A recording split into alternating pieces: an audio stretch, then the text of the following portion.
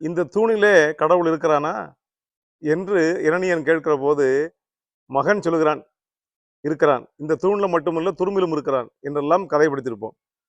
அந்த கவிதை வரிகள், அந்த பாடல் வரிகள், தூணிலும் உளன் அணுவை சதக்கூறிட்ட கோணிலும் உளன் என்று இருக்கிறது. கோன் என்ற அந்த எழுத்து மேல போட்டிருக்கிறோம்.